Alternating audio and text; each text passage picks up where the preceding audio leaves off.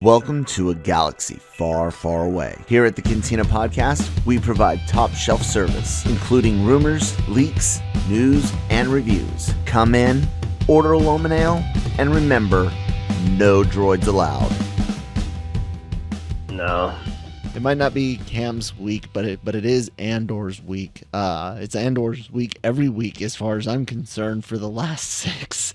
Hello, everybody. Welcome to the Cantina here on the GenreVerse Podcast Network and YouTube channel. Please do hit that subscribe button. Help us break 1,000 subscribers before Christmas. Merry Christmas to us, and we will be able to give you presents year-round in the form of content like the Cantina, Marvel Multiverse Mayhem, Daily Cup of Genre, Anime-Versal Reviews, and so much more. Check out the website lrmonline.com every day for all entertainment news, needs, opinions. I'm Kyle, that's Cam, and we're here to talk Andor episode 7. Yeah. What's up, Cam? I'm sorry you've had such a rough week, man. Yeah, life's been rough this week in various different elements, but hey ho. But Andor's been good.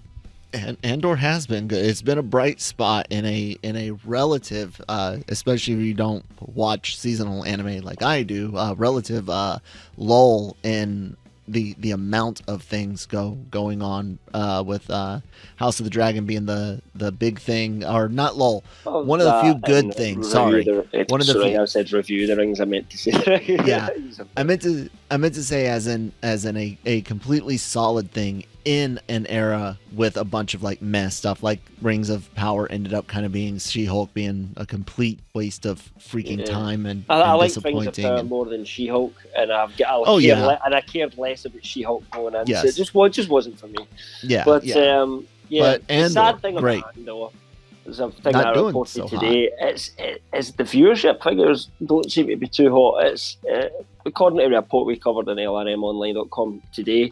I wrote that up, and it was one of these people that analyses this, and I do get sent stuff by analyst companies giving me that all the time. So it's something we had information on ourselves anyway, is that basically Andor's not getting watched as much as any of the other Star Wars shows that Disney and Lucasfilm have put out on Disney Plus so far, and that's a shame because in our opinion it's the best.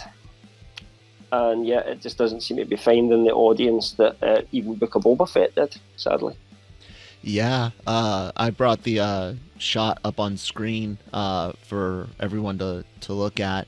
It laughs in the face of what everyone I know, because most people I know are well into their 30s, if not pushing 40.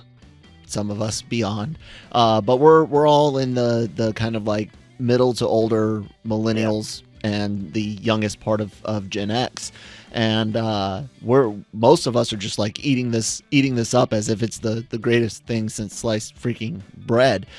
This is bread with jam on it, and the kids. Something's got to be done about the kids. Something's got to get done about your kids, Murray. Society, your kids are ruining things by just wanting a bunch of cameos and some eye candy. Oh. My son, who's 15, so probably falls into this demographic. He's not that he's watched Andor and doesn't like it. He's just kind of not bothered watching it at all. It's almost like, whereas Obi-Wan he was watching every week, Book of Boba Fett he watched every week, Mando he watched, but it just doesn't seem to be the same when it comes to Andor for whatever reason, even going in. And maybe it's just not an exciting enough prospect for a lot of people to look at it from the outside, because they're not giving it a chance. They're just saying, this is another Star Wars show, but I don't know any of the people in this, so why should I care? Almost. Which is a shame. It is a shame, because this is while this show oozes excitement in a completely different way. Definitely. It oozes an excitement of who is listening, who's on which side, how is someone going to get out of this situation without raising alarms, without bringing attention. The stakes are astronomical as you see a rebellion starting to coalesce into an organized group of formerly disparate groups flung across the galaxy. And that, to me, just that type of drama done well. I've read it a dozen times in EU books, and I know the EU's dead, F off, but that type of storytelling did so well in Star Wars. It wasn't like I'm not even going to talk book sales, but it did really well, and that's what this is delivering. So I'm eating it up. I'm loving it, and I don't. I like actiony, fun, stupid popcorn. I like Smoking Aces. Yeah. Smoking Aces is a great dumb action flick, and I don't mean dumb as in. I like Boba Fett better than you up until the good bits as well. You know, yeah. I was not feeling that one. And I like Obi-Wan better than you, I think, as well overall. Even though we both had a lot of this similar kind of things going on. Yeah. You know, so I mean. Accounting for taste is one thing, but you know, I don't think we've had a disagreement at all about this show hardly since we started watching it. I've been a little bit more reserved on it early on. Yeah, because and even said that I was probably defending myself. Yeah, because don't hurt me, Mouse. The era that was set in, there was a bias against that from you right away because you're just thinking, I do not need more content in this era. And yet, and I did say to you, but if it's good content, it doesn't matter. And it is good content because it's shown us a side to this part of the universe that we haven't really seen explored on film. As you say, some of this stuff was explored in EU books, either post-Jedi or some of the kind of earlier stuff was explored as well. But not on film, not in that kind of visual medium, and this is the first time we really had that, and it's just, I find it interesting. You know, Absolutely. There's not even the slow scenes are interesting to me, you know, because there's always some inherent drama going on somewhere, you know, whether it's the decision that someone needs to make or the situation that they find themselves in, the kind of the group dynamics of what organisation they're in, whether that be a criminal, you know, living off the kind of the land for the moment, or whether it's the big machine in terms of the empire and the little subdivisions within it. So it's good stuff. Episode 7. What would they? I was going to say, carry on, Cam, with a spoiler-free part of this review. I mean, honestly, I wrote a written review in it, and it's probably the shortest one I've done this week because it was kind of like almost like still just as good. Everybody's still great. Move on this week. Not quite as good as last week because last week was almost the finale of a 3-episode build-up, whereas this one almost felt a little bit either like the start of a new story or almost standalone, if you like. I think I heard the showrunners talk about how episode 7 was a bit more standalone, and then there's a kind of almost a 2-episode arc, and then we're kind of into or a 3-episode arc, and then we're into a kind of double episode finale at the end, if you like. I think that's how it was. So yeah, on that respect, there wasn't as much to go wow over this week compared to episode 6, but it doesn't need to be to get that enjoyment. So for me, last week was an A+, this is an A. It's just that, you know, it's just the fact of it. It's not a climactic episode is the only thing that's really taking that thing for me, because everything's great. You know, the actors are all great, the performances are great, where the story's going is great, the visuals are great. You're a little issue with something I'm sure you'll get to, but yeah, that's about all I've got to say before we get any spoilers. I'm with you on the grade. It's also an A for me. This episode, if it is more standalone, it's one of those kind of what some would call filler, but this is not empty filler. This, especially the stuff with Mon Mothma and her childhood friend, the stuff with Mon Mothma and Luthen. There you go, Luthen. Luthen. There you go. the stuff with her and him himself, Skarsgård, Stellan continues to be stellar. So I love it. All of that was great. Andor and his mom, the whole money aspect coming up yet again, to where here he is. I've got the solution to all our problems, mommy. I've got money, and that was great. Like so much of this is just good storytelling, but you could see where potentially it could be kind of fillerish, but it wasn't empty filler. There's things that kind of pay off here from little seeds that were sown earlier on, and when you can see that there's other little seeds being sown which are going to pay off further down the line as well, so it's not as you say filler, is it? No, not in the traditional. Like I said, some people will hear filler and think of it as something completely irrelevant. Others will see it as in stuff that matters but could have been left out. I'm saying this isn't either. I'm thinking that this was, sure, it could have been left out, but I think things will be better off with this in it. Well, I think in a good story you don't get filler because they're all important character moments, and especially and there may be climactic moments that people adhere to, but they are more the better. The climactic moments are better because you believe in the story leading up to it. That's why Game of Thrones early seasons worked so much better than the later seasons, even though the spectacle was raised, because suddenly the storytelling reasons for that spectacle didn't quite make as much sense and didn't quite have the impact that they did in the earlier seasons because they weren't all mapped out in a book beforehand, ultimately. I can see that. So there won't be a whole lot of spoilers to discuss, ladies and gentlemen. But if you haven't seen the episode, here's your spoiler warning. Andor returning home to the mom's not a big spoiler warning, but the conversation and the decision they made, and him realizing that his path that he's taken to try to get them off planet is not necessarily the best one. He's turned everyone against him in a way by uprooting all of their lives. His mom deciding that she would prefer to stay and fight. I'm gonna stay. I'm gonna stay and help the rebellion out here. And I mean, a lot of really good emotional moments through that. But again, and he can't home, quite understand that, can he? He can't get into her headspace at this point. Like it's all money for him, and he's going to be learning here soon because he went to jail. He's going to learn that there's a bigger call, a bigger cause, and I think having him be in jail is going to create quite an interesting. I'm guessing the next 2 episodes are jail and eventual prison break.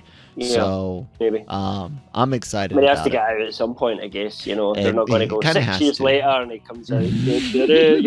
Well, no, because then we'd have to get some time travel and for him to go back to the year of the Death Star plans. Yeah, that's true. It's only 5 years away, isn't it? So he definitely doesn't serve that full sentence. We know that. But I loved it because it's like, it doesn't really matter that, you're a tourist, you've got money, but under this oppressive system, they don't care. Matter. And your rights, you don't really, that's what he's coming to realise, you don't really have any.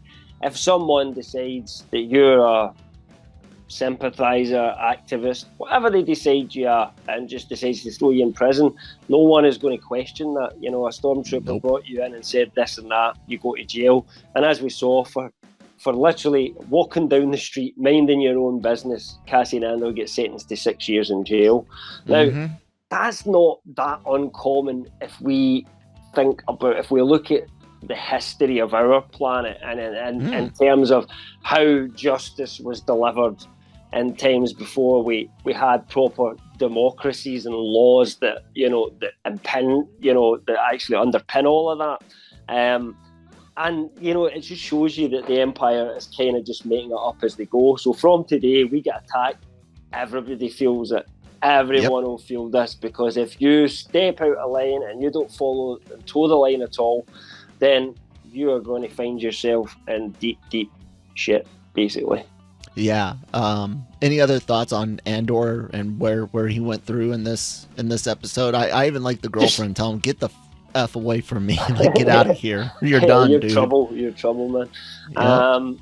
I mean, I can see the path that we're going down. We are in a strange position with Andor, and whereas we know where his arc ends up, whereas with all the other characters, we don't know where the final point is. We do for Cassian, or Cass, really, to give him his proper name.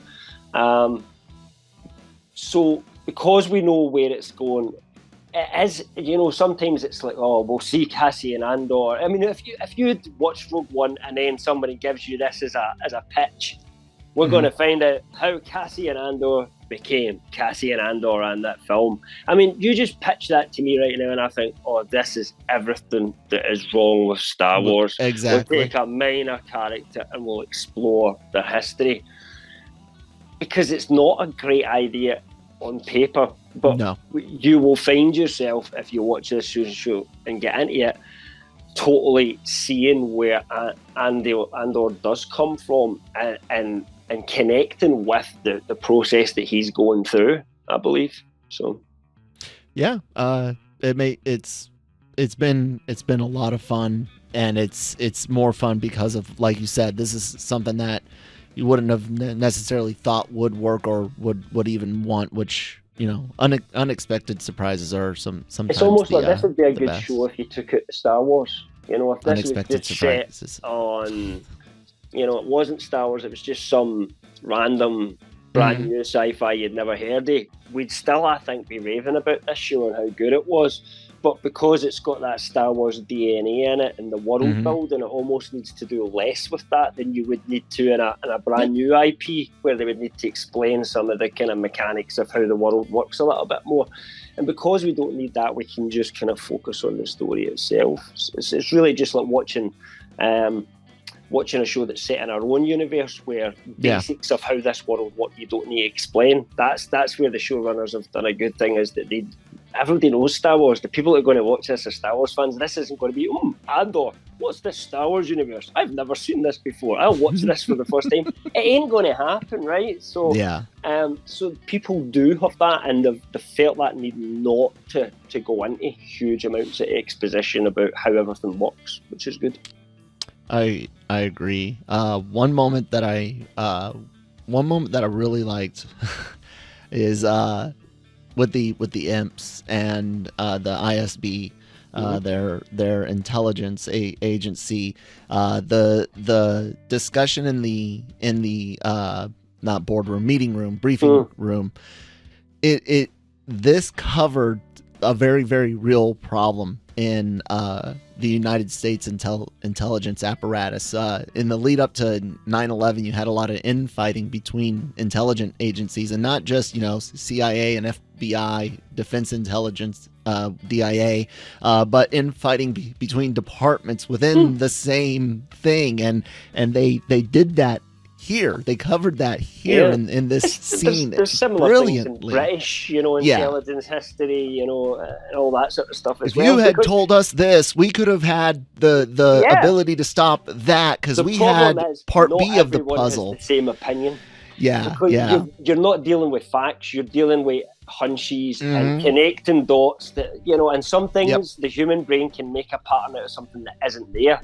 And we've kind of seen that a little bit already, because although Dedra is onto something, we know that some of the things he referenced weren't specifically connected to what Luthen's doing. So there is a bit of an element of randomness to it.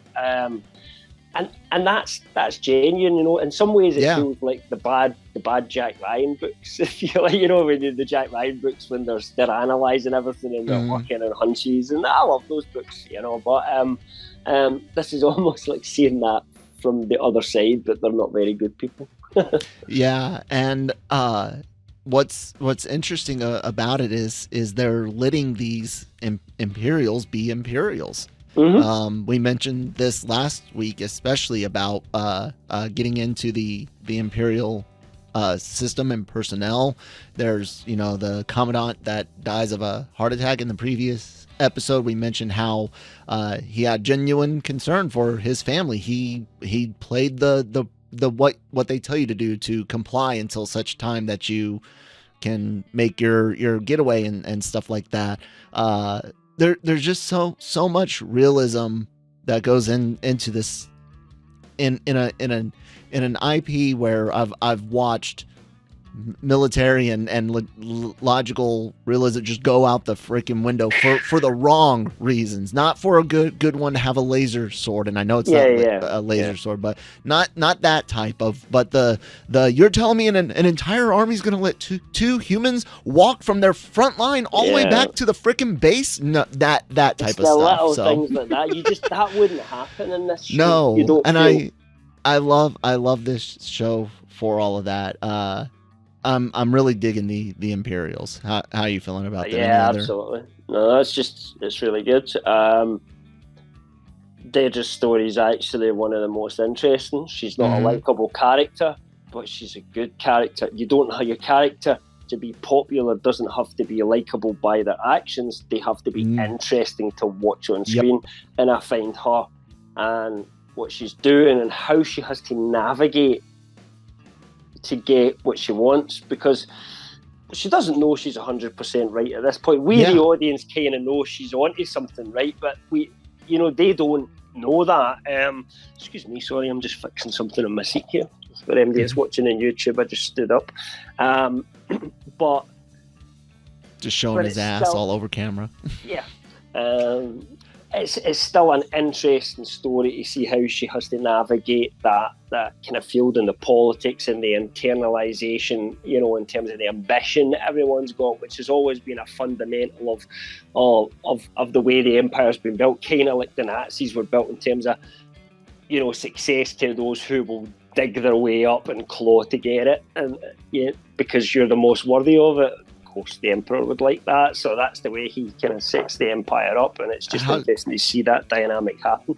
Did you like the name drop? I liked it because it's one of the first times that I can remember that it's not like Vader or someone Vader's talking about Emperor Palpatine, and they're referring to him as the head of state. You know what I'm saying? Yeah. I loved that. And I don't want to see him, but I love that moment. Because you remember they were talking about he's called a special session of the Senate. Yeah, I know. So he's got to be at that. And Mon Mothma would be there as well. I'd like to see him just as a politician, not as the evil. I'll give you. Bow down to me, he's I'll give you that. There's a chance, and like I've said before, if he had never come back in Rise, I would have no issues with having seen him again. About it exactly. It's simply that he's been overdone now, and in such a bad canon breaking way, in my opinion. So, but I mean, I try to pretend those movies don't exist. I can't. So, I kind of can, because I mean, I've watched them all. A couple of times each at most, maybe Force Awakens once more than that, whereas I've watched all the other ones, even the prequels, because I was young and stupid, hundreds of times, probably. And those feel like one story. I haven't watched prequels hundreds of times. The sequels aren't there, and none of the other Star Wars stuff we're getting at the moment really connects to it anyway, so I'll accept it when Mandalorian ends up getting there, and we have to accept certain parts of it, then I'll start getting my head around it, but for now, Palpatine died at the end of Return of the Jedi for me, so I'll be quite happy to see him back. Yeah, we'll see. Hopefully it turns out real well. Coruscant. That's kind of like the last one of the last two things to touch on. All this stuff going on with Luthen and Mon Mothma. Great tension. Great. What are you willing to do moments, and how elated he is, and wanting to push the issue, and how scared to death she is. That next step, and it's like, can she handle this now? And still keep pushing through, because clearly she is. I mean, she is pushing through, because quite clearly she's committed to this cause no matter what, and has internally accepted that there are going to be deaths, there are going to be people have a harder life because of this, but that ultimately they have determined that these people are going to accept that which happens, even though, you know, most fantasy stories make it, the greater good's always the bad guys after the greater good and stuff, but real history doesn't necessarily work like that, and sometimes the greater good is what you get out at the end of it. If America had thought that it wasn't, you know, if they were worried about people getting hurt, they would never have fought my countrymen and get kicked us out of your country back in the 16th century. Out of here. Oh, sorry, with your tea and stuff. Your unsweetened We're gonna pour your tea in the sea, man. Because they talk like suffer dudes back then. Yes, we most definitely did. Yeah. I love our history. I don't mean just ours as in America's, ours and with the UK's, and I love how guys, not just guys, but people like you and I can just rail on each other's history all day long and just have it's fun kind of the with same it. history. It's just at some point we had an argument when we're going to do our own thing. you went back. You go and do your own thing. Then we're going to stay here. you went and stayed at your mom's house. Hey, let's be friends again. You know? Basically, we speak the same language, we watch the same TV, we read the same literature, fiction. We had a fight. You went to go crossover.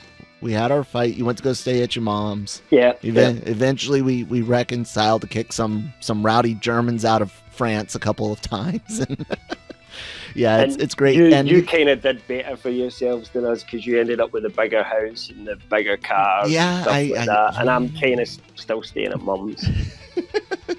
kind of.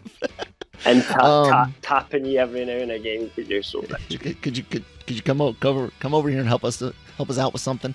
And I love how, like I said, the realism that's gotten into this. You read about spy networks, you read about insurgencies, you read about French resistance, the U.S. and war for independence. All these things, they're borrowing so much realism here and the real fears and the compartmentalized is people. The only person that seems to know everybody at this moment is Luthen. No one else knows who anybody else is in this chain, really. No, and we know Mothma will eventually as the head of the rebellion and all of that. And hers is one of those stories that I've been really curious as to how live action Star Wars would play out. Isn't she, Genevieve Riley? I mean, they really did by casting her for such a small part in the sort of Revenge of the Sith.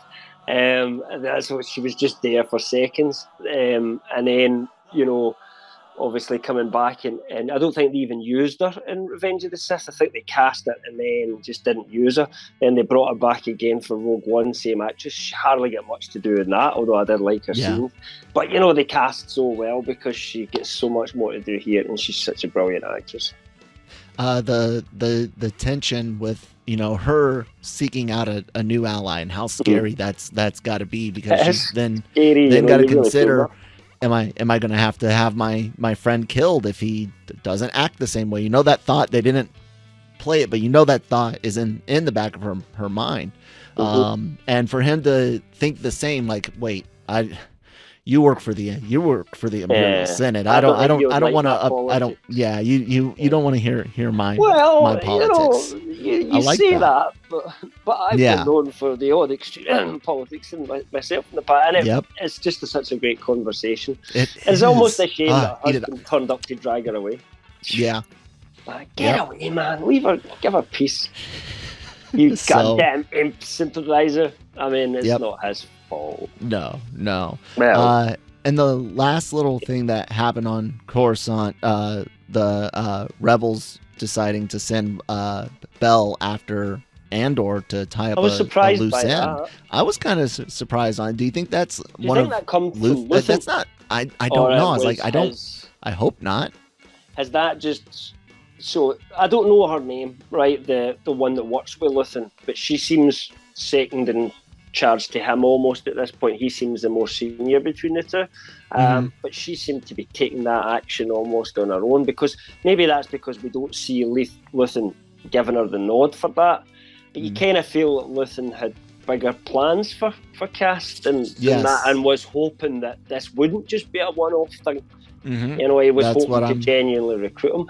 But maybe that we'll find out more in that story as we go along. Maybe she did go work off her own back there, and he won't be happy about it. We'll see. It's interesting, and that's the cool thing is unlike me saying we'll see if She-Hulk gets any better. Here I'm like, we'll see what happens, and I can't freaking wait for it. What's his name? The former corporal inspector.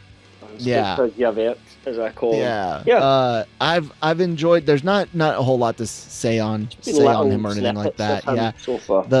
The mom issues, the idea of him saying, "Oh wow, that terrorist attack smells fishy." You know, is it Andor again? Is it connected somehow? I wish I could go and investigate type. You know, stuff. You're sure is racing through his head. He wants to be an ISB agent, really, doesn't he? All to see him. If that'll be the journey, but all to see him in a cubicle at the end. Yeah, I mean, that's the or thing. A circle. I don't know where his story's going, because you think that's where it's going, but almost I'm not sure he actually has the capability to do. Like, Daedra is shown to be very intelligent and very intuitive. He's a foot soldier. He could follow orders if he wasn't so in his own way, and that's about all he could do. And now he's got it. Seems to get caught up in his own way, so he can't do that either. Last boss told him he gets something hooked up in his head. He seems he wants to follow the rules. Standard. I should and say. If you there break you go. That moral standard that he has set, he is like gunning for you. That's why I compare him to Inspector Yvette from Les Mis, because it's almost like, you know, the main character isn't really worth chasing about, but for this guy, he just becomes obsessed with this guy's broke the rules and he's going to pay for it, you know, and it's just a strange character trait. But yeah, I'll be interested to see where his story goes, but at this moment in time, I really don't know. We're only getting that little. You know he's coming back, because we just wouldn't see any more of him, but we're just getting that little bit to say he's still there, his story's percolating, and it's going to pick back up at some other point in the future, which is cool as well. Yeah, I'm down for it all. Any other things to say about Andor episode 7? No, roll on next Wednesday so we can watch 8. Yeah, that's it. No, it's great. Oh, sorry, that's my alarm going off. Thanks guys for watching. It's been a lot of fun doing this series, and we got to cover a little bit of Star Wars news there at the beginning of the episode. And if you're interested in reading more about that, other properties, news, leaks, rumors, Cam's written reviews, Manny's written reviews, things on Marvel and video games, anime, celebrity interviews, all go up on lrmonline.com. And you can find more podcasts like The Cantina. There's Marvel Multiverse Mayhem, which does Marvel version of what we do here. Anime-Versal Reviews, Daily Cup of Genre, Breaking Geek Radio. Those last two just cover everything in entertainment news and opinions. And all of those podcasts are available on Google, Spotify, Apple, Stitcher, and they also go up here on the YouTube channel. So if you're watching, thanks to all 787 subs so far, thank you so much. Please hit the red subscribe button, help us break 1,000 before Christmas. You also get anime reactions with AVR Squared, genre shot trailer reactions, hopefully some more game streams in the future, and maybe some fun footage from the One Piece Red premiere, which I will be so far attending in Los Angeles this weekend. So yeah, guys, lots of really great stuff going on. Cam, anything else you want to say, put out? Just, I mean, you talked about all the stuff that's in lrmonline.com that you can read. to be honest, there's probably things you find that we're not covering enough of because there's just not enough of you. So if you want to help out, if you want to be one of those people that picks what your genre is, what you're really interested in, and gets that information out there on an aggregate site like ours that, you know, puts everything together, come speak to us. Our details are on screen, or you can find it on the podcast under the details. Reach out to us and get involved, because if your passion is to write, I do want to hear from you. Like me, I love writing, but I can't be in 10 places at once, and I would love some help. There you guys go. Absolutely. Build your resume using LRM Online. Yep. All right, guys. We'll see you next week. May the force be with you.